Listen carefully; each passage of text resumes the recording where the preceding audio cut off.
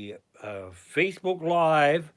If anybody's in there, what the hell are you doing in there? I told you to get your asses over to YouTube. So I think we're on Facebook Live. Get your asses over to YouTube because the stream is smoother over there. YouTube, I think we're in. Checking the time, floating around here. So just know this Facebook, especially folks on Facebook who complain that they can't hear and it's choppy, get your asses over to YouTube. The stream is smoother. I can't help you. When you complain in that chat, uh, I won't see it till Tuesday. So,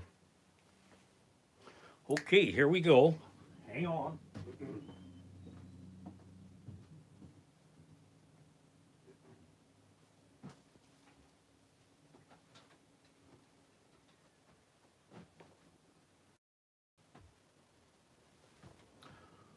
Raymond, step into my office.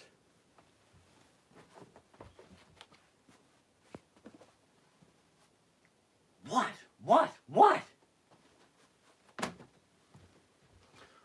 Don't want me. We gotta have a long talk about this live stream of yours. Well, who the fuck are you?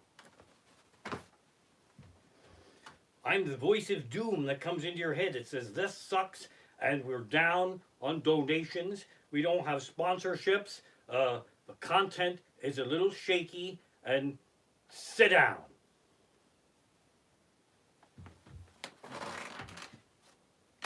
Sit down? You know, we're not in a good camera shot right now. You understand that, right? Uh, exactly. Who are you again? I am the voice of doom and gloom to keep you centered. Well, I didn't invite you. Get the fuck out of here, will you? How do you do, folks? I don't know what that was. Welcome to episode 7 of streaming live from my living room. There's still people over on Facebook Live. I told you to get the hell over to YouTube because it's a smoother stream. So if it's choppy and you can't hear, you only have yourselves to blame. So here we go. Episode 7. A couple of shout outs here. I was going to do a big musical intro, but I thought schizophrenic me, you really suck, Raymond, was more efficient right there. So a couple of things here. Where's my cheater notes? Cheater notes all over the place. Bibbity bibbity boo. First and foremost, okay.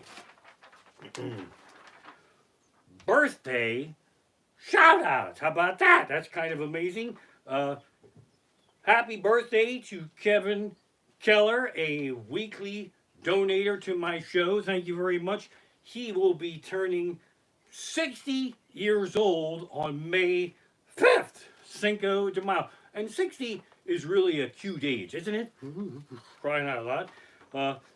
Happy birthday, Kevin Keller, and thanks for sending that loot in, man. That's kind of a cool birthday when it's your birthday and you send me shit. We got another happy birthday shout out to Beth Arner. And Beth Arner, your husband was smart enough not to tell me how old you are. But now here's what's kind of amazing. But shout out to Beth Arner. She also has a May 5th birthday. See, I almost didn't get that information. Let me put my cheater notes down here. Because Beth, is it yeah? Beth Arner, your husband, messaged my website, amishcomic.net, that I hardly ever go on, and the spam folder flagged it. And my webmaster and good friend Scott, who lives in the future in the Philippines, flagged it. And that's the guy I told you I picked up at the airport. That's why I know a peso, 100 pesos is only worth like 8 cents. So we got our happy birthday shout out, Cinco de Mayo birthdays. We're not singing or anything. It's just too awkward. So the other thing I want to do here is, where's my cheater notes? Something new I started, man. Donation shout outs. These are absolutely incredible here. And this keeps it more like a telethon here. Charles Hagee, did I say it right? Hagee. He said, and with his note, he said, "Here's my weekly contribution. Keep up the great work." And I especially enjoyed this week's finale. That was last week's, the football, although I fell asleep during the last 15 minutes on Saturday, but I caught the replay on YouTube. People over there on Facebook on YouTube. So that's kind of amazing. Let's see here. We got donations with no real notes. Malene Cox out in Shippensburg. Fantastic. Let's see here. We got Henry Adam Raymond. "I will miss all the fun Saturday nights when this is all over. I have tuned in faithfully every week here from Kutztown, and just letting you know you're doing a fantastic job, and your comedy helps me cope with the craziness that we're all going through right now." Well, if it's any consolation, there's no real guarantee that I'll ever be getting the fuck out of here. So you could be happy about that. Let's see, I got a $10 donation from, let's see, Dwight Stoltzfoods. And I'm not making that up, and it's high time that the Stoltzfoods gang piped in some loot. That's kind of amazing. And if you want to send Stoltzfoods gang put a little pressure on the Yoders, they dicked me over so far. I didn't get nothing from that. So here we go. $20 donation from Kenneth Krill. It's the second. Let's see, Kenneth Krill the second. It's not the second. Whatever. "Sorry, I forgot to do this last night." That's what she said. That's kind of amazing. $10 donation I got from Douglas Zeppenfield. "Thanks for the entertainment. We can't wait to see you live again." Well, I'm live now, but I get it. I'll miss the live audience so much. Let's see, a couple more here. Let's see, $20 from Harley Krause from Bangor. We hardly know her. That's an old ZZO joke right there. Thank you very much. $15 donation came in from Donna Commissar. Sorry, fuck me. I don't know the names here. "We heart you." There's an actual heart there. "P.S. Your football bit is hysterical." Now let's see. It seems like it's taking too long to read these donations now, but you guys are so fucking amazing. This is absolutely incredible. Bum, bum, bum, bum, bum. You got a $10 donation from Tom and Patty Weiss, and they saw my show up in Stroudsburg and at the Stroudsburg Moose Lodge, and I pissed and moaned that I needed $2,500 for a timing belt on the Subaru buggy and the head gasket job, which I spent the last money I ever saw. So the Subaru running like a top, I guess, because I'm not allowed to fucking drive anywhere. But thank you very much for that. Let's see, we got $10 from Shona Bender. Thanks for keeping us entertained while we are quarantining. I'd say. There we go. I'm a gig worker too, massage therapist, and she got dicked over also. So I'll do a couple more of these later on because it seems like it's not as funny as I thought it would be. But this is heartfelt. I really appreciate these donations. Keep them coming in. I am still a glitch. I got dick out of this whole thing, and I am still what is considered to be a unresolved issue with the gig workers' unemployment. But so they don't even recognize that it's me yet. So fuck me in a bucket of goo. But good news, the gig workers' unemployment fund is trying to find me work, and I got a job lead for a costume character at Dorney Park because entertainers are all the same. Comedians, singers, dancers, fucking figure skaters, costume characters. Fuck me in a bucket of goo. So if I love Dorney Park, so as a favor to them, I'm not going to apply for that fucking job because the lawsuits would just be piling up. So at any rate, keep the donations coming. I'm creeping up. I got 2 more episodes planned. I'll probably keep going depending on how long we're stuck here, how much you peckerheads can stand of me.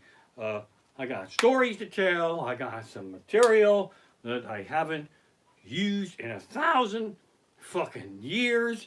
Going way back now in my career. for WZZO the morning show, I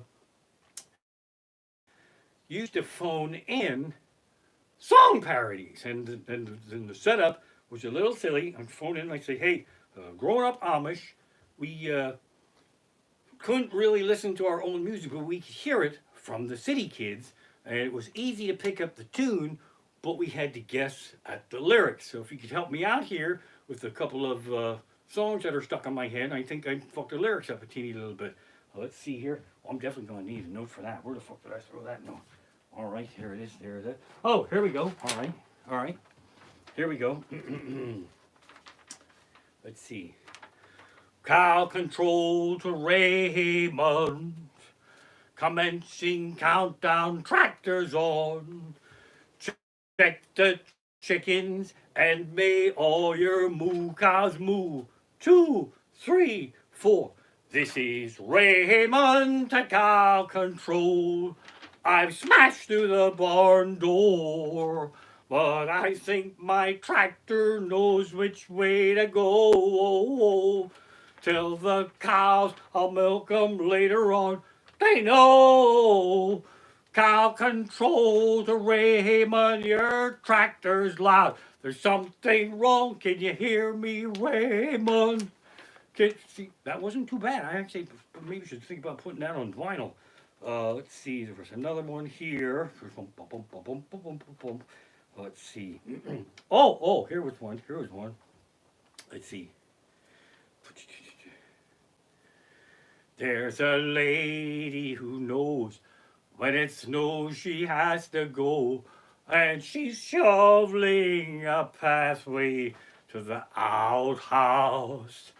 When she gets there, she knows not once if the outhouse door is closed, not once.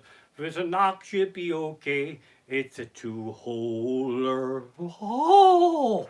And then my personal favorite hit single. Sitting up the barnyard, doo-doo-doo, eyeing all the sheep with a wanting eye, doo-doo-doo-doo-doo. Snot is running up my nose, doo-doo-doo. Greasy frying sausages go rolling by, da-da. Knobbons, doo-doo-doo-doo-doo. Frying with a cold pan, doo-doo-doo. Some like chicken and some like ham, doo-doo-doo-doo-doo. Knobbons. Now, if you're still with me at this point, thank you, because that is a loyal fan who sit through all that happy horse shit. Right there, we got that. Flick that on the ground here. I'm gonna really use notes now because I've been using them, but I'm such a dick because I hide them and I pretend like I'm not using them, and then I fucking zoom right in and I got them. So that's what I'm gonna do. This is episode 7. I am trying to do no reruns, so I started a couple new segments here. And this new segment this week is called Things I Forgot to Perform in Bits That I Performed Last Week. Because I do something, and then I'll listen to the replay, and that's how I'll know on the replay that you fuckers couldn't hear on Facebook. And Tuesday's too fucking late. So I'm there, oh, the golf bit. Fuck me, I forgot about that. So if you missed last week's, you'll be really fucked up when I do the things that I forgot, because you fuckers forgot to watch me. So, whole thing with golf that I was hooting and hollering about is that nothing can happen, even when they win. They can't, spike that ball and slam that fucker down and moonwalk. There's just not even any celebration. They pop that ball a little bit, and they walk over, and they pick it up, and they hold it up like this. Golf claps. Meanwhile, I seen you peckerheads out there playing miniature golf. When you pop them through the windmill, light up the clown's nose, and win a free game, you just about to jerk yourselves off right there. Free game! I'm the man! Fuck yeah! Ha ha! Real golf could use some of that, all right? The other thing I forgot to do, I think it was all sports related, actually.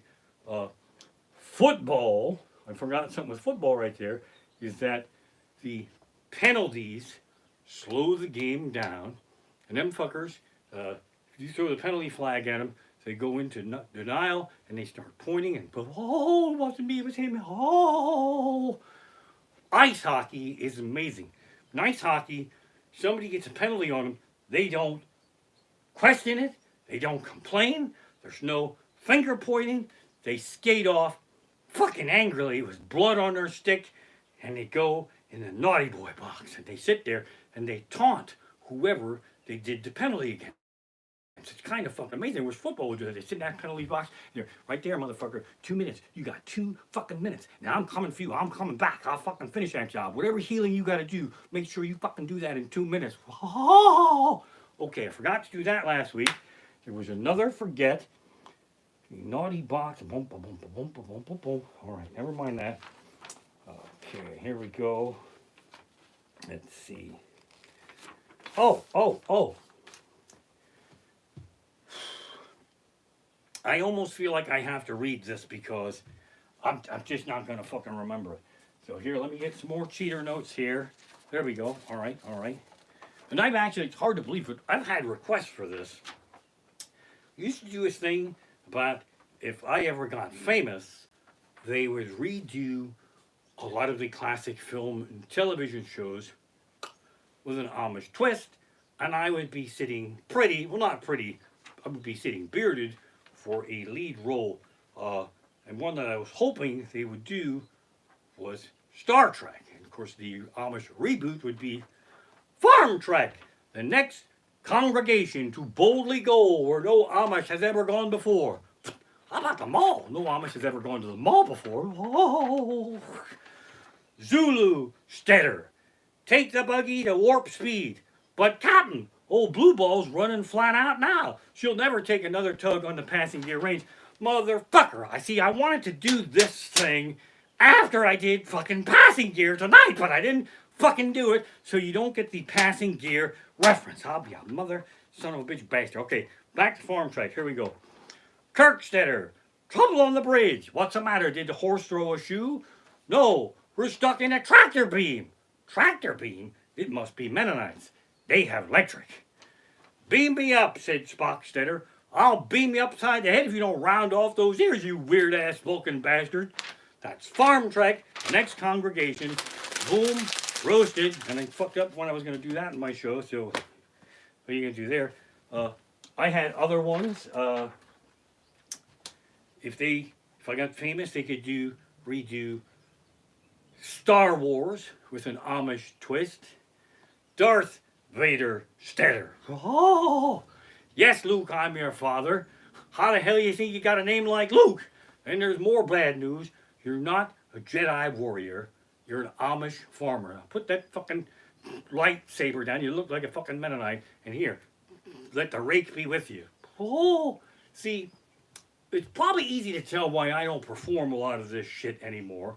Then there were a couple other movies I thought could use a little Amish twist to them.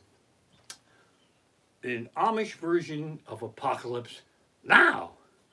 Amish Apocalypse Now once, except there would be war set in Lancaster against the tourist. And that guy at Peckering, when he's enjoying war, there's one guy, he really loves war, and he loves bombs and shit and all that stuff. We would do that in Lancaster. They're walking around, Dutch Wonderland. You smell that, son? You smell that? Manure, son. Nothing else in the world smells like that. We went and we laid 500 tons of manure along the Dutch Wonderland, and I walked that hill and I didn't see one damn fucking tourist with a camera, but that smell, that manure smell, it smelled like victory. Or how about a Amish version of Full Metal Jacket called, what were we going to call that? We were going to call that, see on the next page. Motherfucker. Full Metal Jacket. Full Burlap Jacket. How about that? Except that crazy Sergeant Gunnery Hartman would be training a bunch of young Amish farmers. And then he would find Private Pilestetter with an electronic device to hear music, and he'd lose his fucking mind.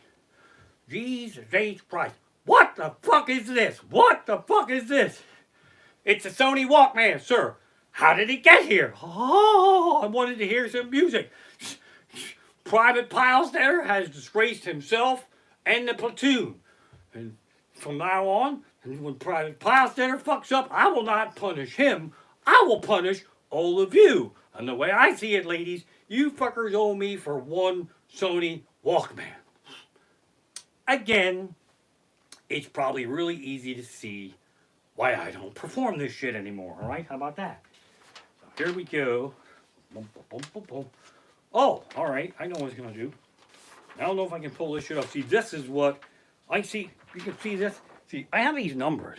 See, the number 1, 2, 3, 4. That means my intention was to do this before Farm Trek. So we had good intentions. I'm going to do an old classics horse and buggy block. So I'm going to have a whack at that right now. Definitely going to need some water here. You fuckers are amazing. I still can't believe we're doing this. And there's still bubbles in there, and there's still fuckers over there on Facebook Live. If you fuckers complain that it was choppy and you couldn't hear, YouTube. All right. Little horse and buggy stuff. People always ask me the dumbest shit about the horse and buggy, like when the buggy breaks down, do I use 4-way flashers? Yeah, I light the candle and I blow it out. Then I light the candle and I blow it out. On a windy day, I'm screwed big time. Oh! There's people driving past going, what the fuck's that Amish guy doing over there? I don't know, but it looks like it could be Mennonites doing a drug deal. Let's get the fuck out of here. Oh! Folks ask me, when you're riding around in the buggy, do you ever get pulled over by the cops? Yes, we also got pulled over by these fucking animal rights groups. And I love animals. It's just an old piece of material. They get off my fucking ass. I got pulled over by this SPCA guy once. He says, hey, Pilgrim, pull it over. Pilgrim, whew, lucky for you, there ain't no Amish affirmative action. I'll get right on your ass right there. He said, you daresn't have this extra set of horse's reins wrapped around this poor animal's private parts. That's cruelty to animals. I said, well, okay, but now I ain't gonna have no passing gear. Oh, I'm gonna have to leave real early to get anywhere.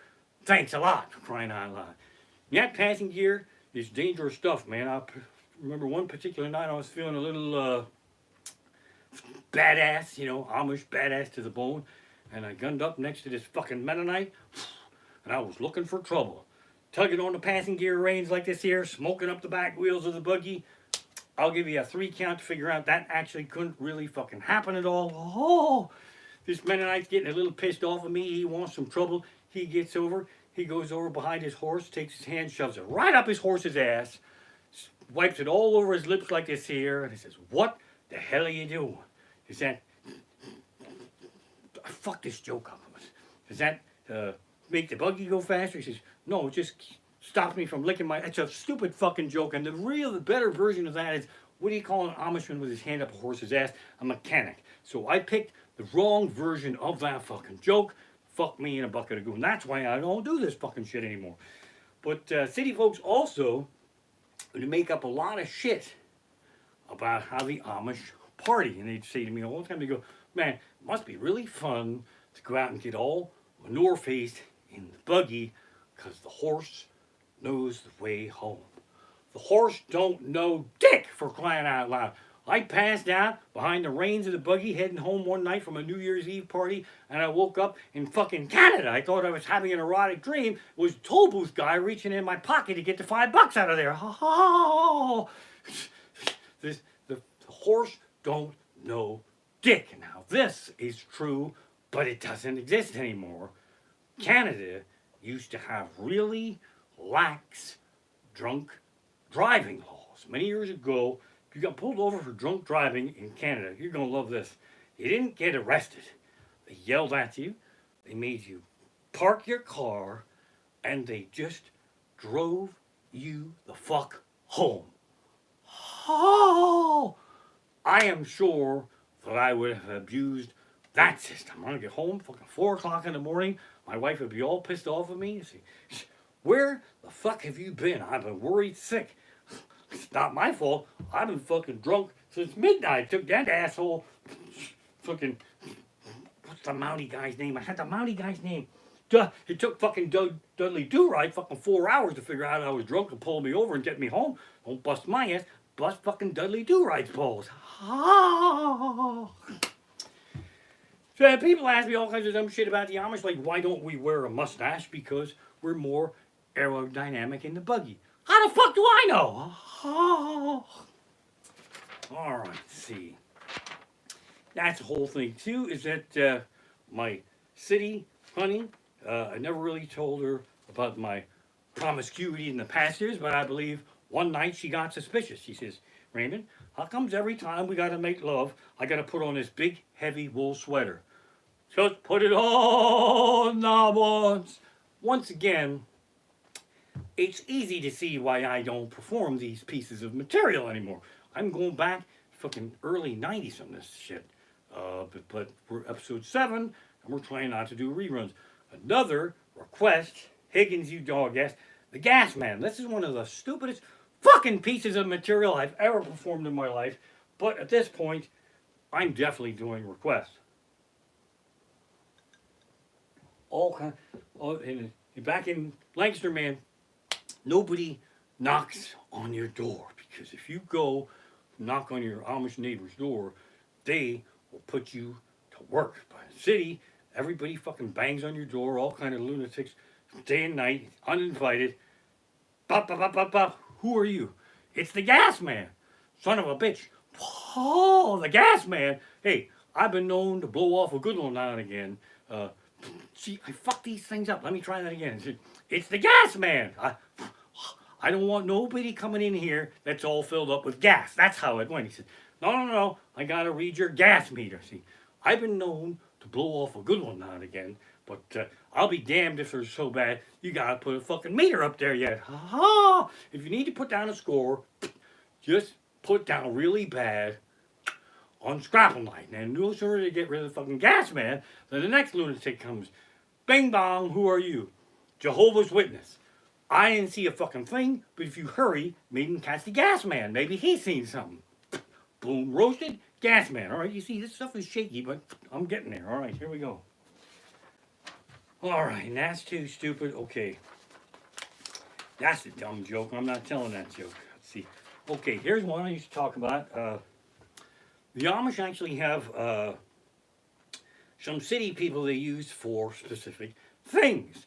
In particular, the Amish, although they have their own funeral services, the Amish actually use a designated undertaker. Now what happens is, okay, so when somebody drops dead, they don't go to the undertaker right away. What happens is this, see, they have there's two things that can go on here. There's one kid, a bunch of kids are sent out on foot, on scooters, or whatever they can do, riding through the neighborhood like the fucking British are coming to announce that somebody has dropped dead. Now, that's the job you want, because if you're stuck behind, you are tasked with putting ice in bowls and putting these bowls of ice around the dead body laying on a table in your house to keep that body cool until the viewing people come and they hear about the dead body, and then until the undertaker gets there. Now, you definitely want to be the runner to announce that there's a death. You do not want to be ice cube bowl boy. That's a fucking shitty gig right there. And so you can get a little bit of an understanding how traumatic of an experience that is. The young person putting ice in a bowl to keep a corpse cool. Stupid fucking idea. It's not going to work. But somehow, the Amish believe that watching Fred Flintstone on TV is going to fuck my mind up. So then the undertaker comes and he goes and he takes the body, and then they don't really have the service at the funeral home. The funeral director returns the body to the house. It's like fucking having a pizza delivered so they can have a proper funeral. Now, again, if you've been with me and following my career for a long time, my stories don't really have a point or an end to them. I'm just like to say, Amish funerals, boom, roasted. Back to my notes here, okay. All right, so now this is yet another shaky thing. I admit, I know I tell you how hard I work on the show, and I really do, but I can't fucking rehearse all this fucking stupid shit all week long. I mean, I gotta fucking live too, all right? So, I have said before that you will learn nothing about the Amish from watching my show, but hey, I gotta fill time, so we're gonna have Amish history lesson right now. Amish 101. The Amish were formed by Jacob Almond. Last name Almond for Amish. I'm foggy on the year 1693 as I peek down on my notes. Okay, Jacob Almond split away from the Mennonites, who were formed by Menno Simons. Get it? Menno Simons, Menno Knights. And then Jacob Almond left the Mennonites because they were not strict enough. So Jake, I'm not making this shit up. It's a little foggy on the facts, but basically it's. See. So Jacob Almond decided to form the Amish because he said the Mennonites were not strict enough. So Jacob Almond formed the seriously strict Amish in a religion so strict and so brutal, he himself could not live up to the Amish standards, threw himself the fuck out, and he excommunicated himself from his own fucking Amish religion, went crawling back to Menno Simons and the Mennonites, and Menno Simons was like, man, you are really fucking nuts. Get the fuck out of here.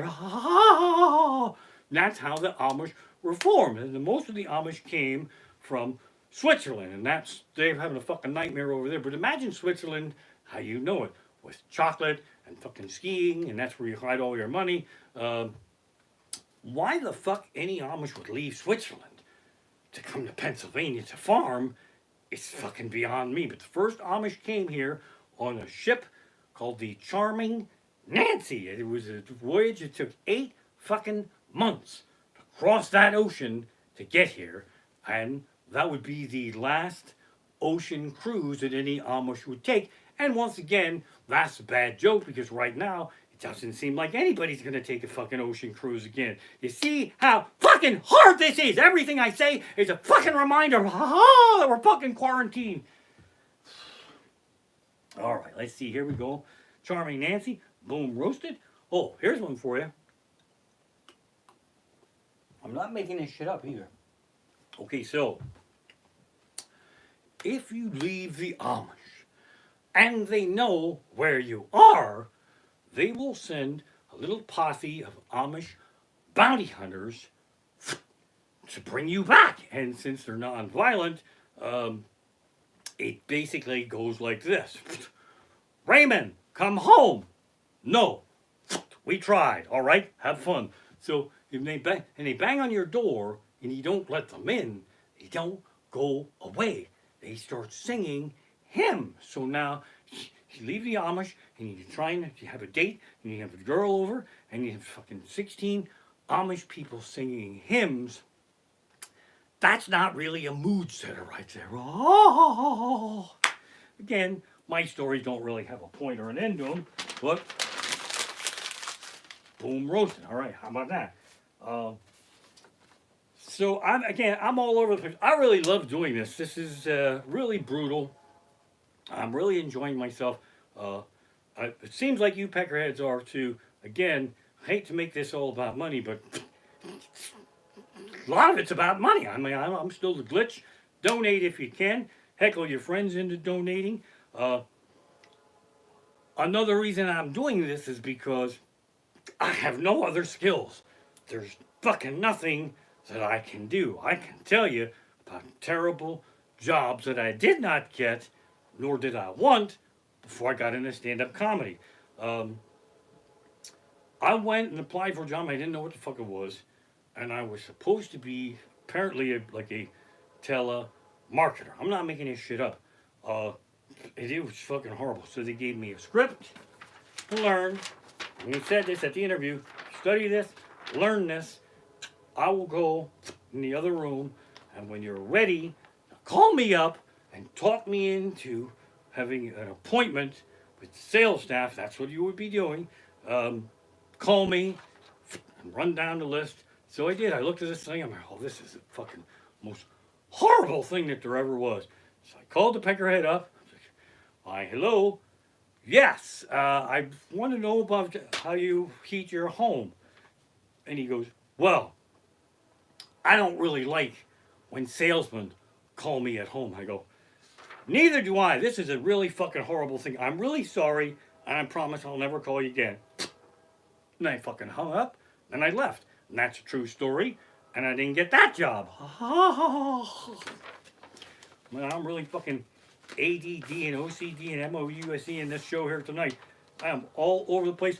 These are my notes. Somehow, some of this stuff, I perceive this stuff to be in order. Oh, I know. Here's what happens. Look. That's number 18. And over here, where I couldn't see it, there's number 12 and all that shit over there. So I might as well plow through number 18 here. And again, a lot of this stuff is just a reminder how fucked we are right now, because this is supermarket etiquette, a place that we can't even fucking go anymore. And it's mostly, when things are fucked up in this world, it's mostly a guy that did it. Here's the thing. You go into the supermarkets, especially when in big fucking shopping carts, there's always a guy blocking off the whole fucking aisle. He takes the shopping cart and he's just right down the middle of the aisle, and he's sure nobody's gonna come down that aisle, and somebody always fucking comes down that aisle. There's no aisles in a supermarket that are ever fucking clear. So he takes his shopping cart and he puts it kind of sort of in the middle, and then he takes his 300-pound ass and seals off the whole rest of the fucking aisle. Park your fucking cart, your shopping cart, on the same side that you're fucking browsing on, you motherfuckers. Leave a fucking lane for us to get through. And then they pick up fucking jars of peanut butter, fucking peanut butter and jelly. And the guy's reading ingredients on this thing. And I went fucking nuts. I didn't have prescription medicine at the time. I'm like, dude, I don't think there's anything in that jar that you haven't already swallowed 80 fucking pounds of. Throw that motherfucker in there and get the fuck out of my way. Ha ha! Then they do this one too. They get real close to read ingredients. Then they step back. You can't read the ingredients from fucking farther away. Ha ha ha! Boom, roasted. All right, I gotta make a note here because there's more shit on there that I might come back to later on. Now, let's see here. Oh. This streaming is sure making me thirsty. Oh. See, when I make notes, this stuff is really funny in my mind. And then, yeah, I understand how my mind works. I have, like, an idea hallway. And there's a whole bunch of little fucking doorways in there. And there's little trolls and shit with signs. And they come out and they tell me if something's funny. They even warn me. So I trust this fucking idea hallway. And that'll come back later on in the show tonight. But I rag on baseball a lot, and I actually love baseball. But for me, it gets a little boring. I know I'm going to need my notes here. So people get mad at me because I rag on baseball, but I didn't think baseball could get any more boring, but it turns out it could. It turns out not playing baseball is way more fucking boring than playing baseball, for crying out loud. It's long, slow fucking game. The season is like 7 months long, 162 games. It's the only sport where you can lose 62 fucking games and still have a great year. The season is so fucking long, the players don't even give a fuck till after July. And that's another problem with baseball is that this ritual humiliation of taking a pitcher out is the most fucking. You can make a whole fucking pizza when they are changing fucking pitchers, for crying out loud. So the pitcher is the only one who doesn't know he sucks. Everybody's booing, and they got a fucking another younger, stronger pitcher warming up in the bullpen. That should be a fucking clue. If I see a funnier comedian over there at the microphone, I know I'm gonna get fucking yanked off this show any fucking second.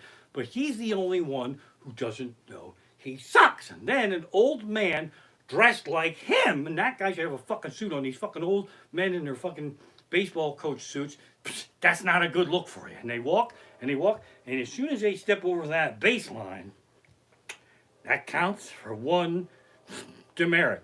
Now, if that coach comes back a second time, as soon as he steps over that line, that guy's fucked. He's out of there. And then, but they have another thing to stall this too.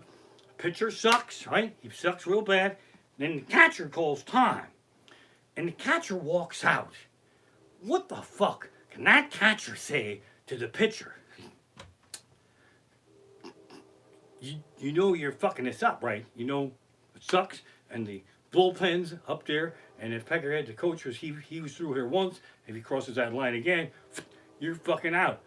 Oh, thanks for the reminder. That'll be fine. No problem right there. And then, when that coach comes out a fucking second time, right?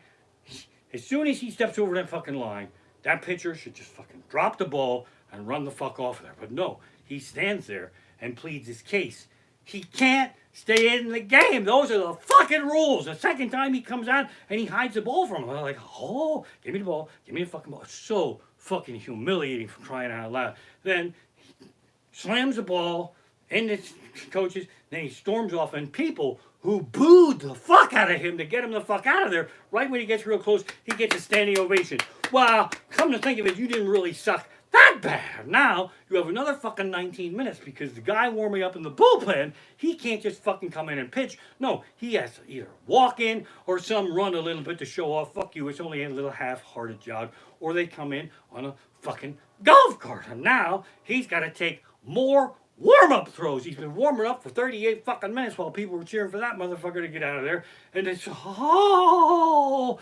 And then, the other problem with baseball is that as soon as anything happens, everything stops. So everybody can admire what the fuck happened. You wait a whole fucking 45 minutes for a fucker to hit a double, and then everybody cheers and they go fucking nuts on that. Wow, we are fucking cooking with gas. Here we go. What? And that fucker stops on the base, and he watches a replay of his own hit on the big screen. At that point, he is no longer a player. He becomes a fan, and he stands there. Let's watch on the big screen and see what I did. And then they all fucking cheer, and he fucking watches it again, and he has time to watch it 3, 4, 5 fucking times because the next batter, he's gonna walk his lazy fucking ass from the dugout over the home plate, and he can't just fucking bat right away. No, he's gonna take his baseball bat and jerk it off with a pine tar rag, and he's gonna fucking stretch and do all these twisty shit, and then he's gotta fucking dig his feet in like a and then the intentional walk. That's another bunch of happy horse shit. Why stand there like this and make the pitcher throw 4 balls over there? It's a big fucking waste of time. If they know they're gonna walk him, they don't even let him fucking waste time walking from the fucking dugout over to the home plate. Just say, hey, you, 37, we're gonna give you a free pass. Just head on over to first base. That's gonna save a lot of fucking time. Ha ha ha. Now you gotta deal with the fucking home plate umpire. The catcher is down there crouching, and this fucking old man in a black suit, I just mocked my own self. Oh, sometimes he gets a little touchy back there. I guess he just hold him. I don't know if the umpire is so old that he can't fucking stand upright, but he actually holds him a little bit. And then we have this big fucking ritual where when the umpire calls a strike, he just might go, "Hoo!" And then 2 is, "Hoo!"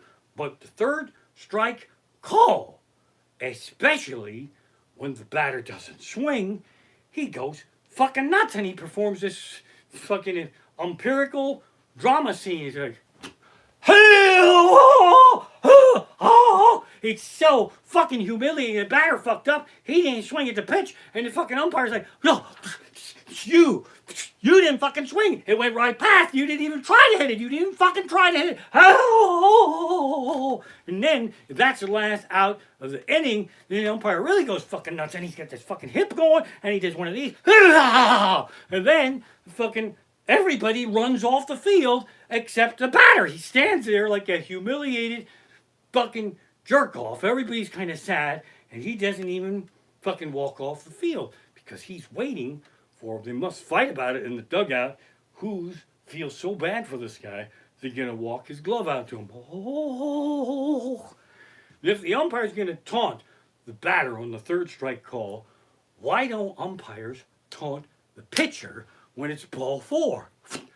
Ball four. Dude, 4 fucking pitches out of the strike zone. Everybody's complaining on Twitter that I have a big fucking wide strike zone. Apparently it's not fucking wide enough for you. The last pitch, he wasn't even gonna fucking hit it. Even I know the fucking signal. The take sign was on. He stood there.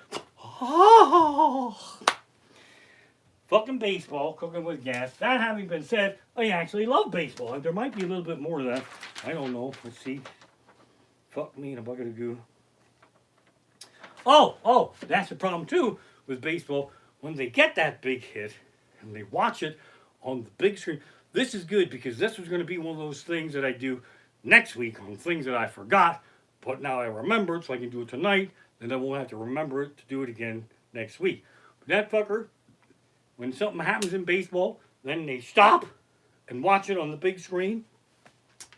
If baseball was sex, nobody would ever have an orgasm. You'd do a couple of sweet moves, then you'd pull out and say, hey, let's watch that sweet move on the big screen.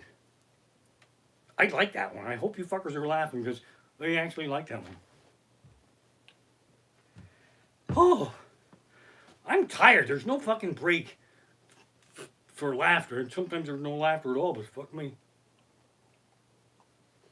Fucking hammering away up here. Okay, now, let me check the time. Sand glass. Oh, fuck me. All right, I want to do this. I gotta find my notes. See, the problem is, I'm whipping through shit here. I want to talk to you about something that's kind of painful now because it was awesome. A couple of years ago, I got to go to Ireland. One of the greatest trips of my entire life. It was a family wedding. It was a big to-do. I was a nervous wreck because I never really left the country fucking ever, except for Canada, and that didn't fucking count because you didn't even need a passport then. So just the process of getting a passport was really fucking nerve-wracking. And so they changed everything. Everything got really strict. You need birth certificate, and if your birth certificate doesn't have both your parents' names on it, you are fucked. I know some of you are thinking, I know who my mother is, but I'm not quite sure who my father is. That's a problem if you're trying to get a passport. So if you have an old birth certificate and your parents' names aren't on it, and I guess they didn't put them on in the old days, it's just like, we know who the fucking parents are. They're leaving with the baby. It's got to be them, all right? You got a big problem because you can file to have it redone online. It takes 387 weeks, or you can drive to Scranton and have it done right before your fucking eyes. Who the fuck thought Scranton would be a place that you would want to go before you went to Ireland? And it kind of makes sense because if they didn't have that up there, nobody would ever want to go to fucking Scranton. It makes all the sense in the world. So, got the passport. I was really a nervous wreck. We were going in the slow season. Money's fucking tight over the summers. My good friends, Baron and Keith, I was pissing the morning, crying the blues for weeks before we went. I'm nervous. I'm going to run out of money. I don't know what to fucking do. I'll be in a foreign country. Bear Man said to me, he said to Grace, and he goes, okay, Raymond, you're traveling with family to be with more family at a family wedding. If anything goes wrong, you will become their burden. Oh, how true that was. Oh, how I took the title of burden, for crying out loud. The whole thing was such an adventure. I gotta write a fucking book about me going to fucking Ireland. Okay, so Ireland is 5 hours into the future. The flight is about 6 hours, so that's already gonna fuck your mind up. We flew at night and took off around 9 o'clock in the morning. 6-hour flight. My brain thinks it's 3 o'clock in the morning, which is basically time to go to bed. So Ireland jumps to fucking breakfast time, all right? So the theory was that we would sleep on the flight so that we landed in Ireland in the morning. We could have a fun filled day in Ireland on day one. They didn't want to waste any time. But our vacation coordinator did not factor in crying baby. Crying baby on that fucking flight all night long. Even my wife, who doesn't complain about anyone, says, I didn't think a baby could actually cry 6 hours in a fucking row. And to the mother's tribute, she tried to calm that fucking baby down. She walked it up the aisle all night long, holding it, rocking it, and it was fine until it kicked me in the head and started crying, wah, wah, wah, wah, wah. But, lucky for me, the crying baby was drowned out by two drunk rappers. I'm not making any of this shit up, who decided they were going to party all the way to fucking Dublin and write rap songs with the baby crying because they kind of liked that. I think they probably wound up incorporating it into their fucking finished rap product. So the bitch and the shit, and she ripped off my balls, and a wah, wah, wah, wah, wah, wah, wah, and a party and the shit, and then the baby, and then wah, wah, wah, wah, ha, ha, ha, all the way to fucking Dublin. Now, we land in Dublin. I am a zombie. No fucking sleep at all. None. No sleep at all. So, the best adrenaline shot I got, better than 19 fucking cups of coffee, was my luggage did not land in Dublin with me. My luggage decided to take an extended vacation in fucking Belfast and Scotland and fucking Ireland, Northern Ireland. Oh. So, 2.5 days in one fucking outfit. I know what you're thinking. The Amish, we're used to having one outfit. No, we have 9 fucking suits and change all the fucking time. So, this was a nightmare for me. Fucking 2.5 days, one fucking outfit. All of the first wedding pictures, as we were doing shit with the family all week long, I've got on black jeans and a fucking purple shirt, which was starting to have breasts because it's fucking raining over there all the time. And we were running around a very cool, like a graveyard castle where they actually film Vikings, the Amazon Viking show. So this is one of the manliest places on earth. It's pounding rain. I was wearing one of my wife's extra ladies' raincoats. So, run around the most manly place in the world with a woman's raincoat on that didn't fucking fit me. And that's another thing. When you don't have clothing, and then your wife has extras of shit, you get a little fucking mad. I don't have any outfits to wear. Oh, here, I got like 9 fucking raincoats. I love her, but that was a little fucking weird. So now, my family was totally amazing. We stayed out in the middle of nowhere, like gorgeous Ireland. Farm animals running around, which calmed me down. And they said, also, when you come back, don't tell them you touched any farm animals. Who the fuck's going to believe me? I looked like I went over there to touch farm animals. Oh. But they took care of me. They were so amazing. We stayed in a cottage, and they said, don't worry. There's a washer and dryer in the cottage, and we can do your laundry. Well, thank you. Is there also a naked closet for me to fucking stand in there? Because I only got one fucking outfit of crying out loud. What the fuck am I going to wear while you're laundering my fucking one fucking outfit? And if there's no naked closet, if there is a naked closet, maybe you want to leave me one fucking sock to put on that fucking door right there so people don't fucking open up the door and go, oh, there's a fucking naked Amish guy in the closet. Oh. Absolutely an amazing trip.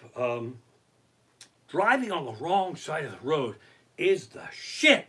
Man, I just fucking loved it like nobody's business. And I didn't understand the metric system. So it turns out I was driving like fucking 100 miles an hour all week long on the wrong side of the road. We have driven quite a few hours. And you fuckers in Pennsylvania, you're starting to get those circles. We call them circles because we have no fucking imagination. Roundabouts are all over fucking Ireland. And you hit a roundabout 100 fucking miles an hour. Well, that's what I found out when I came home and did the math. And from the wrong side. The first few, I admit, that I screamed because you don't fucking trust it. Oh! I'm going left around the circle. Yeehaw! Then when I stopped screaming, my family in the car continued to scream because apparently they didn't trust my roundabout system. So we had driven about like 3 fucking hours somewhere. You gotta have a pint. You gotta have a pint of Guinness in an Ireland in an Irish pub. What? So we each had a pint of Guinness, and we're thinking, man, we gotta have a second pint. Well, I know that I gotta fucking drive 2 hours back on the wrong side of the road. So we figured we'll have a couple's pint, the second one, all right? So my wife, I took a little sip, right? Took a little sip. I'm going to sit with it to make sure I wasn't too fucked up to drive, right? And I looked down, and it was gone. My wife, who doesn't even drink beer, chugged that fucking Guinness, so I won Killis. That's a great fucking wife. She took one for the team. Oh. Well, Alexa, stop. My show is technically over, but the Ireland block just fucking started. So hang with me. This is run over a little bit overtime here. So Ireland trip, absolutely incredible. The roads are really fucking small. They're so small that barely one car fits on the fucking road. When I got back to Pennsylvania, even Main Street looks like fucking 19 cars could go in there. So that was very exciting. I didn't understand the metric system out there. We were going to drive across the country. Now, the Irish wedding that we were at was also rather amazing. Open bar at an Irish wedding. Even the people that were Irish that lived over there thought that was a fucking stupid idea. They were calling their friends. Now, when I rehearsed this, I could do an Irish accent. I don't think I'll be able to do it now. Well, you won't believe this. Now that's fucking British. Fuck me. I know I couldn't fucking do it now. They got an open bar. How the fuck do I do an Irish accent? What the fuck? I hit the white room. Fuck the Irish accent. I don't fucking need it. So they couldn't believe there was open bar on account of they're gonna fucking drink. And the Irish, I was told, don't get drunk. They get full. That's the whole thing there. And then my son-in-law, he was there, and he got fucking yelled at the reception because outside a lady fell in a ditch, and he tried to help her up, and she's like, piss off, that's only my first fall, there's a 3-fall rule here, you son of a bitch, you fucking idiot. When I fall and my face is up, that means I got 2 more, alright? Oh. Now, we're dancing up a storm. I can't dance to save anybody's life. There were 2 fucking crazy Irish cousins, and they were fucking 20-something, and they were fucking sexing around and dancing. Weirdest, craziest fucking dance moves I could have just watched them motherfuckers dance all night long. They were diving and sliding, and then afterwards, I went right up to the one, and he said to me, he goes, before you say it, it's not me, it's you. You're the best fucking dancer in the whole world. It's not me, it's you. Oh, absolutely incredible. Now, we're partying with Irish policemen, right? And so everybody's talking about these shut-in bars where they close them up, and then you party, they lock everybody in, you can fucking drink all night long, and these Irish cops were all around, and I was talking about the dying cow, and everybody said, quiet, ixnay on the dying cow, and the Irish cops are, we know all about the dying cow, the shut-in bars. Where the fuck do you think the police drink? We can't just fucking go around. So we park our car down the road, get out of our police uniforms, put on regular clothes, and then we go in there. That's where we fucking party. Oh! So I'm asking the Irish policeman. I'm said, okay, I'm driving across Ireland tomorrow. I'm going to Galway. It's going to take 5 hours. Fact, no, it'll only take you 2 hours. Okay, so help me decode these signs. When it says 100 and I'm driving 100, everybody fucking road rages me. When I'm driving, it says 120 and I'm driving 120, everybody fucking road rages me, right? Okay, he goes, well, whatever's on the sign plus 30. 100 is 130, 120 is 150, and so forth and so on. That changed my fucking life. And then when I got back to this country, and I Googled the metric system, it looked like I was riding around Ireland all week, pretty full, at around 100 fucking miles. Oh, more Ireland shit here. That was such a fucking incredible trip. My luggage, an extended tour. Boom, boom, boom, boom. Oh, the people in Ireland were so nice. I mean, really fucking polite nice. And we did a lot of research, and my wife said, if you have any questions, any confusion, just ask someone who's actually Irish. So I still didn't have my fucking clothing yet, right? So I had to call. They gave me a fucking number to call, and I couldn't fucking make a call. So I'm losing my fucking mind, and I'm hanging out with my son-in-law in a fucking parking garage. I'm like, he looks Irish. Let's ask him how to make a fucking call. I'm like, dude, I sound like an idiot, and I am. But if you live here in Ireland, can you please tell me how to make a call? Sure. Okay, you just put 0 plus before the number, and then you're in good. Okay, I'm okay on the 0, but where's the plus? It's in the 0. Fuck me. So it's 0, 0. No, it's 0 plus. Thank you. Ha ha. Fuck me, I'm gonna go. I finally did get my clothing back. That was exciting for me. I got my clothing back. Absolutely incredible trip. And then I know I'm gonna forget some Ireland shit. But when I come back, oh, I know this. At the wedding, back to the wedding reception, the guy, he fucking poured the Guinness, right? He poured the Guinness for me. And he goes, lots of people don't know that the Guinness isn't brown, it's red. I know it's red, I'll tell you why, because I was at a pub earlier today, too early, and nobody was there but us. And they held it up to the light, and he goes, ah! You never held the Guinness up to the sunlight. The Guinness hates sunlight, you fucking idiot. Oh. So we came home, and I didn't want to come home.